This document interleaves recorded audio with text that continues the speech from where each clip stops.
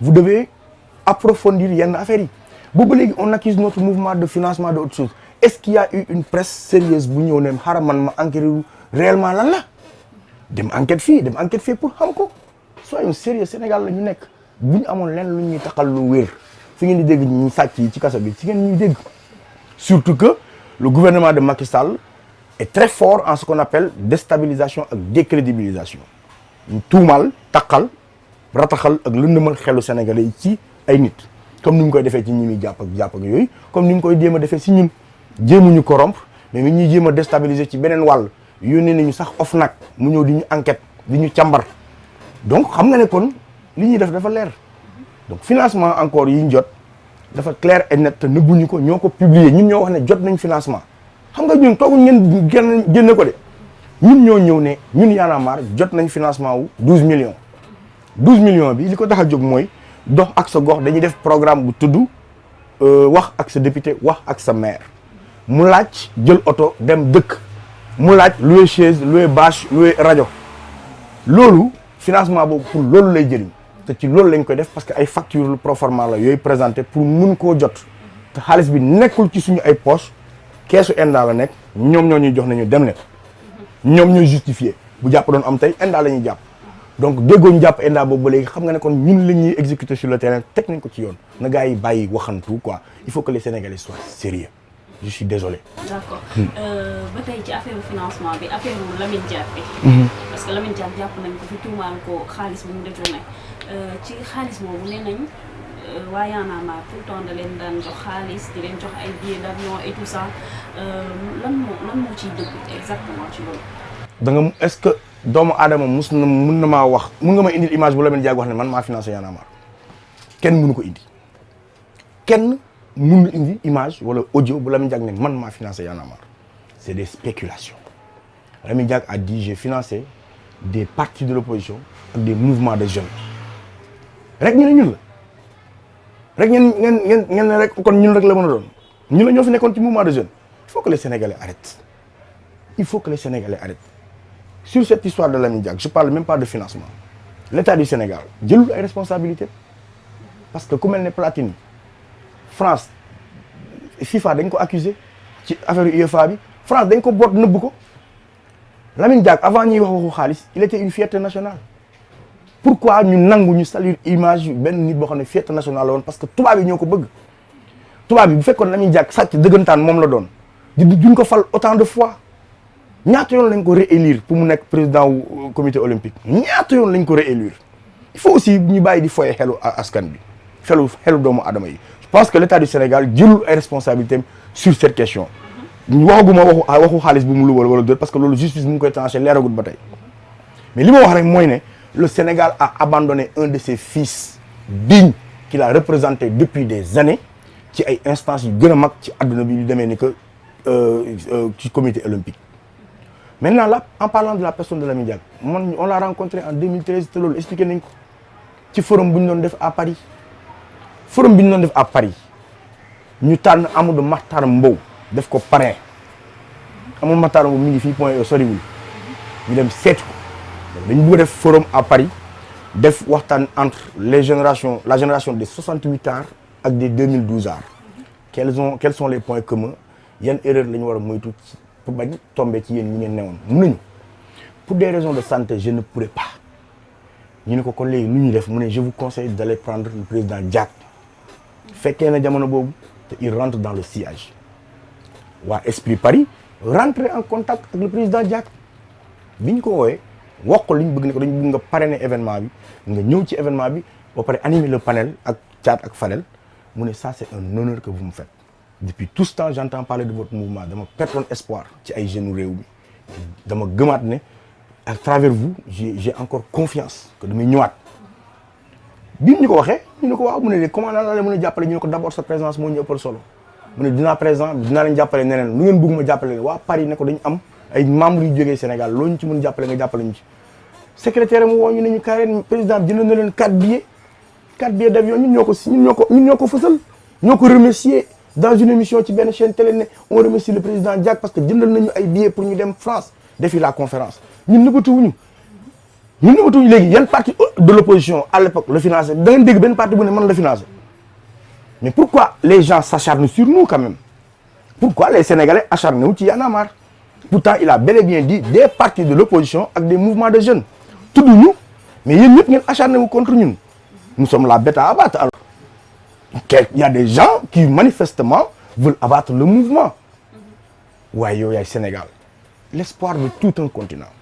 un mouvement bu ñu lancé bu toll na Y'en a marre Afrique yëpp di ko copier Europe commencé ko copier États-Unis commencé ko copier adduna bi yëpp amaat espoir ci Afrique ñu jàpp ne kon léegi Afrique ay ndawam dañuy jël seen responsabilité changer les choses sans attendre les politiques et le faire de manière pacifique ñun waa Sénégal ñu koy jéem a xarab di ko tuuti di ko waxal ay yoo xam ne amul yenuwul maanaam il faut qu'on arrête avec cette hypocrisie au Sénégal nañu bàyyi bu ñuy wax ak doomu adama ñuy seetu bi mooy luñ mënul def ñun keneen war ko mën a def ce combat dañ koy def de manière très innocente sans calcul sans jéem a ci ak leneen lu dul bëgg suñu réew ak fonk suñu réew loolu la ñu seq ak président Lamine Diack on est très mal parce que amoon nañ envie ñun soutenir ko parce que dañ ko abandonné mais bu ñu ko defoon ñu ne daf leen jox xaalis moo tax sénégalais yi foofu la ñuy xalaatee mais et encore une fois en 2011 kan moo doon critiquer Lamine Diack en 2011 il y avait personne en 2011 ku mu joxoon xaalis da nga koy jël parce que c'était un exemple au Sénégal tey la ko nekkul tey la ko Sénégal yëpp xalab tey la ko classe politique bi xalab tey la ko histoire du Sénégal salir encore une fois de plus et je trouve que c'est pas normal voilà. d'accord léegi kon comme ni nga wax yéen Y'en a marre feesaloo leen ci seen poste mais mën nañ ne Y'en a marre yóbbu nga seen tur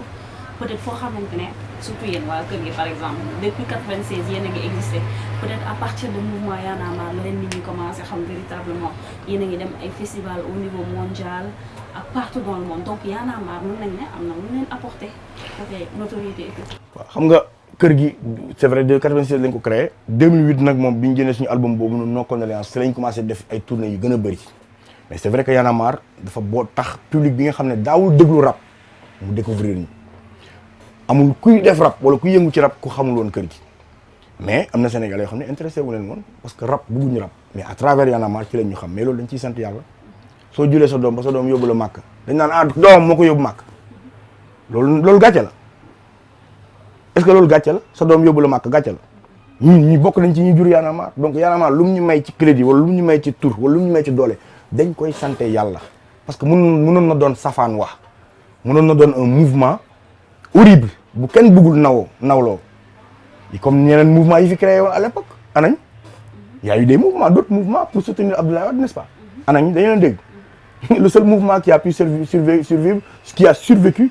c'est Y'en a marre parce que moo am dëgg c'est la triste réalité qu'on le veuille ou non c'est ça la réalité ñun kër gi ñoo ko assumé sant nañ ci yàlla bi Y'en a marre bi ñu jur may ñu tur yokk suñu champ parce que defuñ ca lu ñaaw waxuñ ca lu ñaaw defee wuñ ko nu mu ñaawee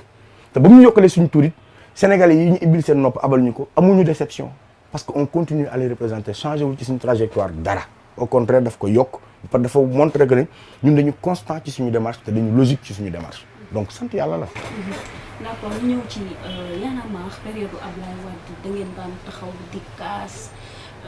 di kii régime bi mais bii daa mel ni Macky Sall daa xaw a teg seen gémmiñ ñi parce que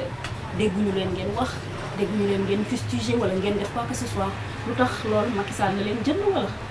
waaw malheureusement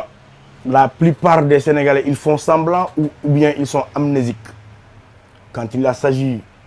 des questions essentielles de survie ñun jóg nañ taxaw tap Macky Sall li mu njëkkoon bëgg a def mooy Sénat ñoo njëkk a taxaw ne Sénat du fi am xeex ko wàcc ci tali bi mu arrêté tap problème ndox am ñu dem topp société yi jaay ndox Sénégal ne kaay la ñu indi ndox yóbbul hôpital yi yóbbul nangam tap inondation am ñu woo ñëpp kaay leen y a les images qui le prouvent hôpitaux yi ba ci ay gendarmerie ñu dem nettoyer ko ça c'est des questions qui interpellent les Sénégalais mais lan lañ ñu déggul jàpp nañ Karim Wade jàpp nañ Bamba Fall xaw ma ak Modou Ndiaye Ismaïla Seck Pathé Diop ak Khalifa Sall c'est des politiques ça n'intéresse pas la majorité des Sénégalais je suis désolé c'est pour amuser la galerie c'est pour intoxiquer sur la vraie info aujourd'hui au moment où les gens perdent leur temps ci ay nit yu ñu jàpp Sénégal Macky Sall a ngi koy sàcc mu ngi koy dépravé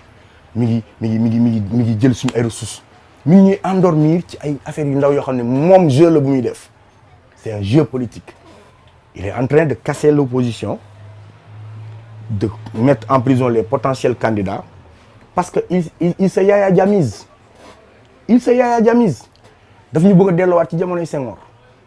Multipartisme la bëgg a tëj def parti unique. moom donc mënul ay journalistes yi mu jënd yenn maison de presse yi jënd yenn patron de presse yi ñëw taf leen ci wetam. accaparer les partis politiques leurs leaders kase leen taf leen ci wetam.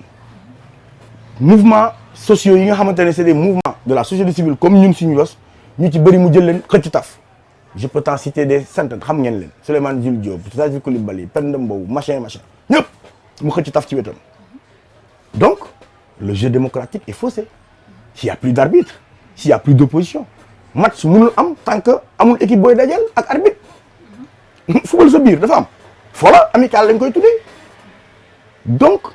ñun sur des questions yi interpeller les Sénégalais ngeen ñuy dégg su ngeen ñuy xaar ci ay jàpp nañ Modou wala Pathé da ngeen di perdre seen temps parce que duñ ci génn parce que encore une fois ça n'intéresse pas les Sénégalais ñi nga xamante ne parti politique yi la ñoo ko constitué ak seen ay membres ak seen ay militants motuñ 1 million de Sénégalais tous les partis politiques réunis motuñ 1 million de Sénégalais waaye voilà ñun nag li ñor 13 millions yi moo ñu ñor 13 millions Sénégalais yi li leen ñor mooy ceeb cher na diw cher na luyaas bi ñu waxoon wàññi nañ ko wàññiwuñ ci dara njàng mi baaxul nit ñi fajowuñ hôpital am na ay panne ñi ngi brader suñu foncier ñi ngi sàcc suñu littoral bi ñi ngi tabax ay usines ñu leen neexee à tout bout de champ di sucrer la belle famille di sucrer ay nit ñoo xam ne démb duñu woon dara di def ay di créer ay sociétés yu amul solo Macky Sall moo ëpp ministre Abdoulaye Wade moo ëpp conseiller Abdoulaye Wade 5 ans la waxoon léegi 7 ans lay def na ay brochette de loi ni ñu ko arrangé c'est que yooyu moo intéressé Sénégalais yi du ay jàpp nañ jiwal de mais nag jàpp diw ak diw bi métti nañu parce que c'est fait de manière sélective directeur COUD enquête yi wane na ne sàcc la jàppuñ ko directeur poste enquête yi wane na ne sàcc la jàppuñ ko directeur port enquête yi wane na ne sàcc la jàppuñ ko te ba tey ñu ngi leen di tuddee ay soirée gala ay lamb ak ay concert ci grand théâtre rakku président affaire yi wane na ne ay 25% lu duuf ci nagu pétrole bi yëpp moo ci ne tout fuux toog kenn jàpp donc justice sélective bi ñun contre nañ ko mais encore une fois nous ne sommes ni l'avocat de X ou de Z ñun dañuy ñaawlu la justice sélective di am aujourd'hui ci réew mi di ñaawlu ñuy jàpp kumba amul ndey bàyyi kumba am ndey loolu ñaawlu nañ ko mais quant à dégguñu leen ngeen wax waxu yi këcëb yu néew d'ailleurs on va vers un grand rassemblement bu ñu tuddee le rassemblement du peuple yoon a ngi jeng lu ëpp tuuru incha allah la conférence de presse va se tenir cette semaine ñu jëm ci rassemblement bi très très bientôt waaw. d'accord léegi ñu bëri jàpp ne xëy na seen problème bi ngeen amoon Congo encore une fois Macky Sall moo intervenir bañ jàpp jeunes Y'en a marre yi fa jàppoon xëy na looloo tax ngeen xaw ko kii tuuti ménager tuuti. il a fait son devoir en tant que chef de l'État kilifa kër suñ jàppee doom ci biti kilifa mooy dem intervenir loolu félicité wuñ ko ci liggéeyam la def nous lui en sommes reconnaissants parce que mënoon na ko ñàkk def mais bu ko ñàkkoon def xam nga kan la ñuy wax la diplomatie du Sénégal moo amul njëriñ ça c'est un problème diplomatique encore une fois si nous sommes élevés au rang d'ambassadeurs sans que ce soit officialisé ci ay këyit mais juste parce que askan bi moo ñu jox boobu confiance jox ñu boobu respect jox ñu boobu cër di ñu laaj fan ngeen nekk dañ koy sante yàlla Macky Sall ñu jàpp ñu ci àll bi mu ñëw génn ñu loolu devoir am la parce que ay doomu sénégalais lañ yuñ jàpp ci àll bi te duñ ay wëyu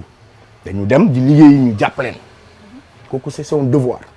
mais loolu mënuñu tee def dara encore une fois lenn dama ko toujours di ko wax mooy Macky mosuñoo jéem a corrompre soo ko loolu moom na clair mosumaa jéem a corrompre man te mosumaa dégg kum jéem a corrompre biir Y'en a marre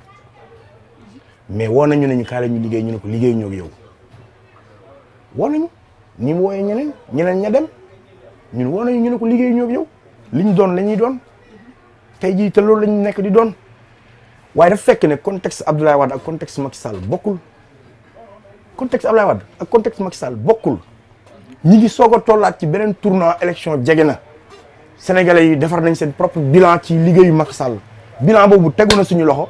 dinañ ko wéyal di ko xamal adduna bi foofu lay waxee aujourd'hui Macky est dans une tentation de déstabilisation et de décrédibilisation loolu rek lay def tuural la tuumal la taqal la pour jéem a lëmal xelu Sénégalais yi mais mosu ñoo jéem a jënd donc amuñu raison ay noppeeg yooyu mais déglu ngeen jógu fi suñu sàmm ñun waa kër gi li nga yeewoo di ko yendoo nar ko fanaane xanaa kon bokkul ci noppalu loolu wala loolu waxtaan la ci moom wala ay raay la ah déglu ngeen Simon lettre au président ak yeneen dégg ngeen suñu ay yi ñu fi lancé yoon yëpp yoon a ngi jeng ku ma am ndey ku ma amul ndey c'est que il faut que sénégalais yi bàyyi waxtaanu grand place rek génn ne moom la encore une fois de plus beneen affaire bu am solo la plupart des médias yi doon ànd ak ñun en 2011 aujourd'hui sont du côté du pouvoir donc les choses sont moins médiatisées parce qu'il y a une volonté manifeste d'étouffer la vraie information donc c'est des trucs sénégalais yeewu leen bu leen kenn nax voilà. ok léegi ñu ñëw ci élection yi ñuy dëgmal législative bi est-ce que mën nañ xaar waa Y'en a marre ñu dem ci élection yi d'une manière ou d'une autre. waaw d'une manière ou d'une autre dinañ ci impliqué wu dinañ ci wax dinañ ci dox. élection yi di ñëw dinañ ci wax dinañ ci dox. waaw parce que dañ naan wax rek mais bi yoon dinañ ci wax dinañ ci dox. parce que dafa jot quand même ñu changer hémicycle bi ñu am parce que am mais xoolal Sénégal 70% de jeunes 65% amuñu 35 ans assemblée bi ñu am ay paa yu xobidaas ak maire yu xobidaas fa nekk non foog ñu soppi ko il faut que les jeunes aillent inonder l'Assemblée nationale. Et il faut qu'on ait moins de politique moins de gens qui font de la politique appareil parti politique yooyu la ñu war a tas les gens en indépendant dem parce que constitution bi léegi may nañu ko dinañ encourager les candidatures indépendantes bu baax moo xam directeur de koñ nga wala moo xam président ASC nga nekk sa koñ di góorgóorlu te waa koñ bi yëpp nangul la kaay nga dugg ci liste indépendante yi nga dem assemblée nga nekk député nga teewal sa askan ça c'est un message fort qu'on lance dinañ commencer waat daas fanaanal très bientôt ci conférence de presse bi lañ koy lancer la semaine prochaine dinañ wan ne yeen jéego la ñu war a jël ci assemblée nationale dinañ ci taxaw dinañ ci xeex ba liñ bëgg mu am incha allah mu changé laata 2019 nag ñu soog a jàkkaarloog Macky Sall nag wax ak moom ci suñu ay urne parce que su boobaa Sénégal yi dinañ inscrire parce que su boobaa assemblée bi dina changé parce que su boobaa mais loo gis tempes ñempes dafa am ay étapes yu muy jaar pour l'heure sachez que ne on va vraiment vers un gros truc de grosses déclarations lu ñuy def incha allah à partir de cette conférence de presse cette semaine bii di ñëw nii quoi donc voilà. ok donc bon pour boucler Y'en a marre ñëw si actualité kër gi nee nga génne ngeen album et tout ça lan mooy seen projet dans waaw suñu projet bi il reste intact parce que suñu projet moo nekk am disque d'or ci album bii nii il nous reste instant bi 6000 albums à évacuer yu ñu war a jaayaat bëri na parce que li ñu jot a jaay xam nañ li ñu def ba jaay ko métti la def mais comme jongante la ci Afrique bi yëpp ñu ngi ñaan Sénégalais yi jëndiwaat li des ci CD pour ñu mën a vraiment am leneen daal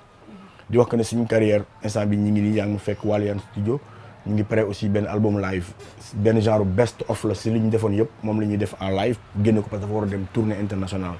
donc ak Ama Diop ak wala Walian Band bu wee loolu weesoo aussi on prépare un grand festival à Kaolack un festival de 3 jours bu ñu war a def foofu à Kaolack mais nañ xaar Dankaafu mi ngi ñëw clip bu bees buy wax ak ñi nii ñoom ñëpp léppay leer incha allah rabi jamono yi néew bu ko xëy na sax semaine bii di ñëw mu pare xëy na encore une fois xëy na laa wax ñu ngi ci donc yu demee noonu ci la kër gi nekk donc arrêté wuñu y a aussi aujourd'hui au Doc Eiffel tout le mouvement hip hop sénégalais bu fay dem en France